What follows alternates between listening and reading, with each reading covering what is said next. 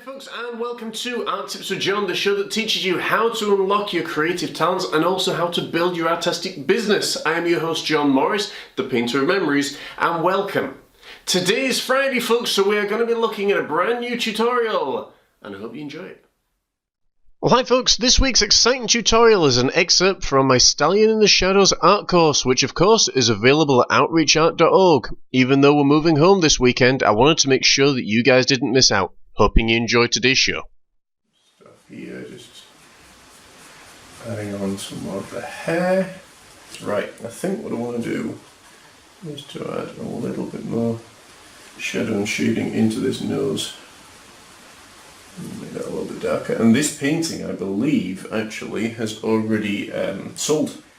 And it's the same lady who has purchased the other White Stallion painting.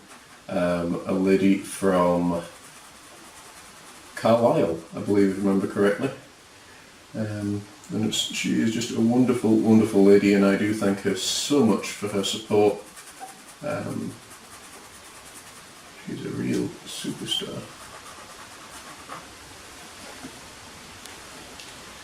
Okay, I'm not going to come in with big old nostrils.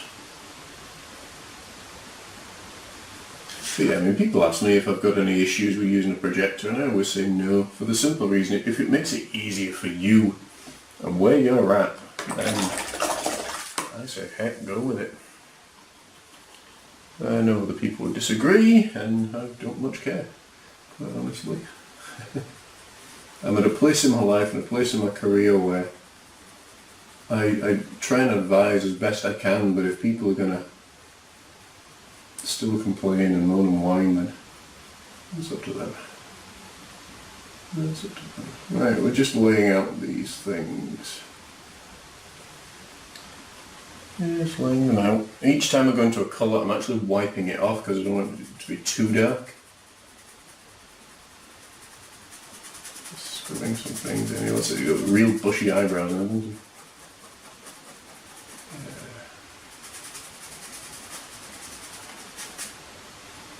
And the reason we're doing this, guys, is because a lot of this horse's face is actually going to be in the shadows. Remember, because it is a dark background, so you wouldn't have a ton of white light or anything like that coming through. Okay.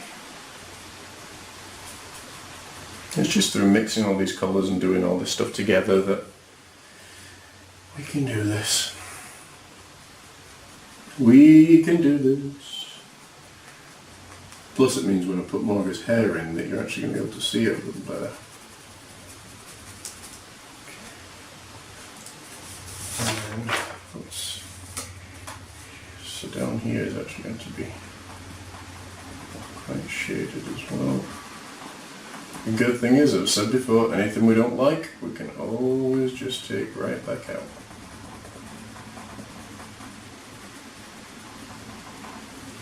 Always just take right back out. Right, this up a little bit, and then the nose. I'm just looking at the eye socket. It's coming down here. Basic shape, half a banana. Bring it around.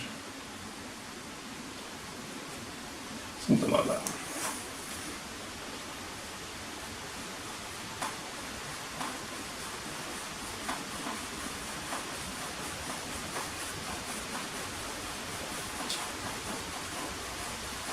This is where things start to come to life as well, when you start putting in this shading, shadow and stuff.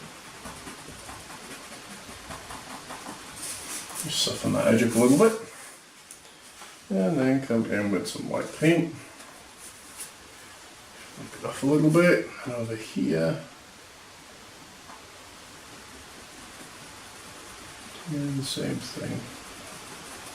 And the reason that I'm scrubbing it in actually is because it makes for a much softer edge as well. Rather than having it really, really hard and really tough, it makes it a little bit easier, and it creates the proper effect that we're after just by scrubbing it. Gives it a much softer edge.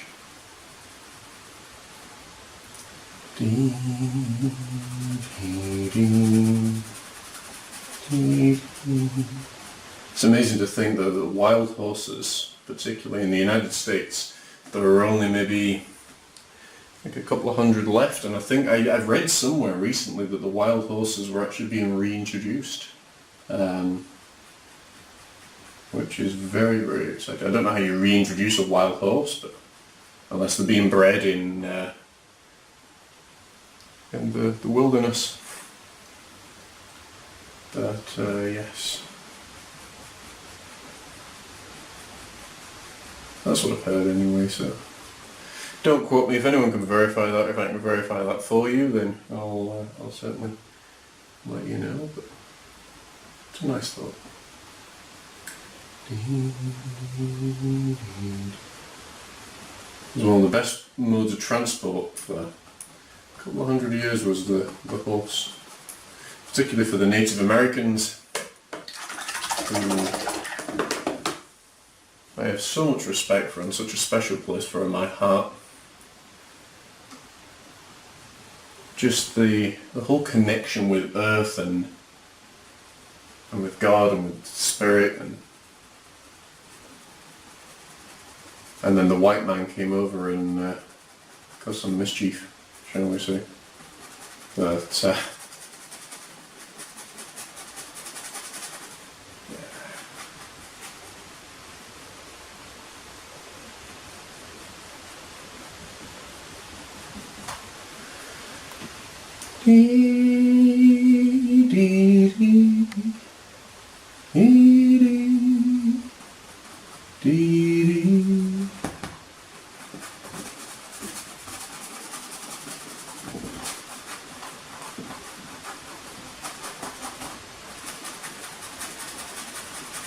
have to say this week has been a bit of a hard week for me. I think mainly because I'm realising as well that, you know, with my old youth group, they're turning 16. Some of them are actually leaving school this year. Some of them will stay on for another 2 years until they're 18.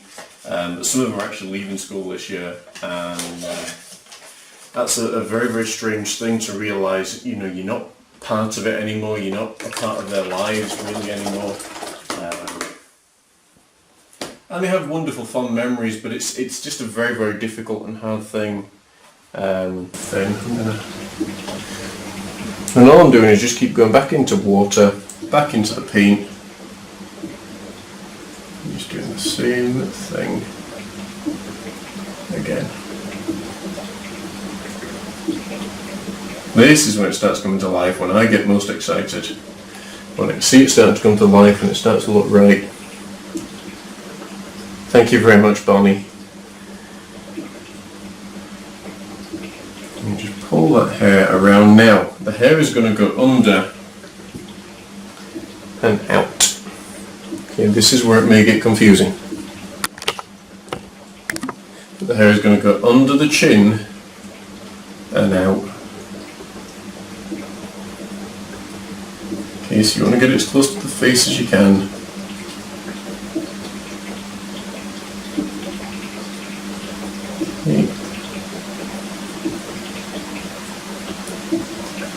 And then this is your bravery test. That's actually starting to look really, really cool.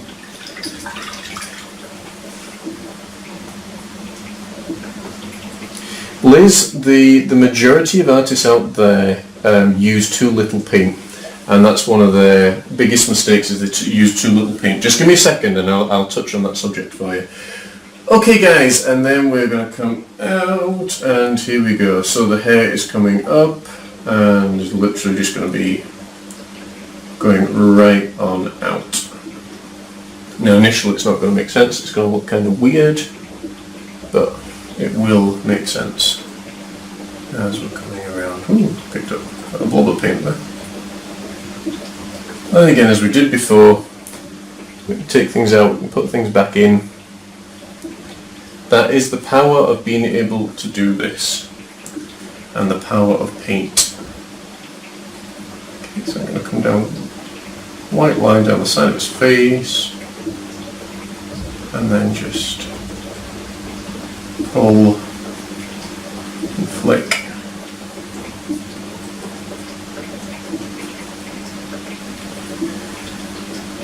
And again the same like that here.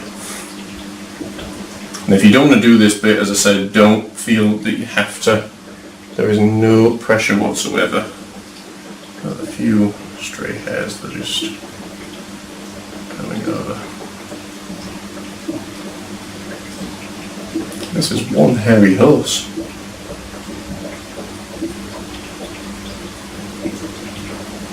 And the faster you do it, the more hair-like it becomes. But again, make sure you do it lightly. I could just sit and almost do this all day. It's just... That's starting to look nice now. I have to say I'm getting thoroughly impressed with my own artwork, I know. Okay, I'm going to put some more hair around the side of his body.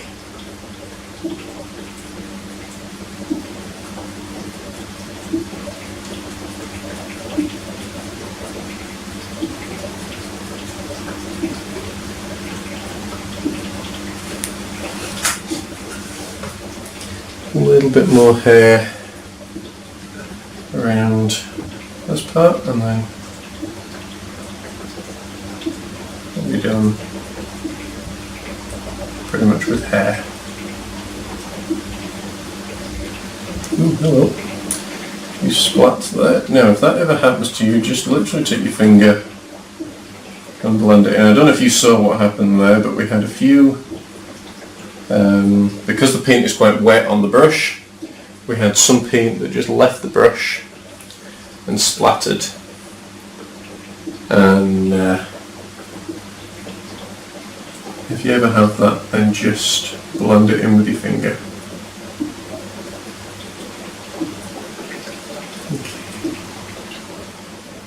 Something like that. I've been your host, John Morris. This has been Art Tips with John, the show that teaches you how to build your successful art business and how to unleash your creative talents. Don't forget to hit that subscribe button and tell your friends. Until next time, I'll see you soon. Take care.